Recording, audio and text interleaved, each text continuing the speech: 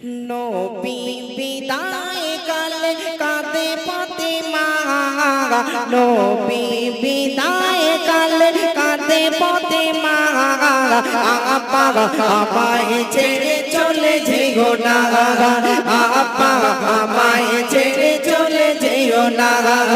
নবী বিদায় কালে কাঁদে ফাতেমা, নবী বিদায় কালে কাঁদে ফাতেমা, আপা আমায় ছেড়ে চলে যেও না, আপা আমায় ছেড়ে চলে যেও না।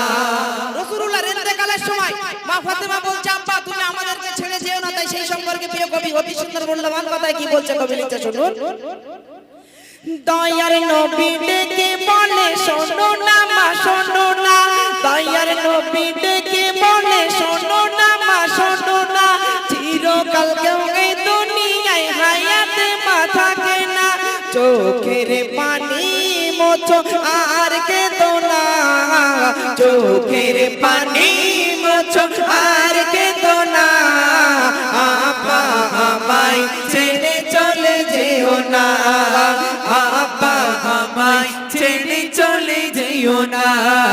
নবী বিদায় কালে কাঁদে ফাতেমা, নবী বিদায় কালে কাঁদে ফাতেমা, আপা আমায় ছেড়ে চলে যেও না, আপা আমায় ছেড়ে চলে যেও না।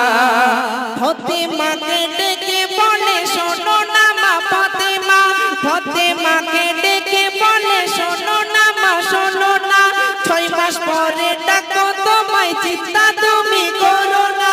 নবীজি বলছে আমার ইন্তেকালে দীর্ঘ 6 বছর পরে মা ফাতেমা তোমাকে আমি ডেকে নেব, তুমি চিন্তা করো না। তাই কবি অতি সুন্দর মূল্যবান কথাই বলছে, ফাতেমাকে ডেকে বলে শোনো না মা শোনো না, 6 মাস পরে ডাকো তোমায় চিন্তা তুমি করো না, কথা দিলাম তুমি আর কেঁদো না, কথা দিলাম তুমি আর কেঁদো না, আপা আমায় ছেড়ে চলে যেও না, আপা আমায় ছেড়ে চলে যেও না। নবী বিদায় কালে কাঁদে ফাতেমা, নবী বিদায় কালে কাঁদে ফাতেমা, আপা আমায় ছেড়ে চলে যেও না, আপা আমায় ছেড়ে চলে যেও না। রাসূলুল্লাহকে ইন্তেকালের সময় যখন আজরাইল ফেরেশতা রাসূলুল্লাহ দরজায় গিয়েছে, তখন মা ফাতেমাকে ডেকে কি বলছে কবি লিখছে শুনুন।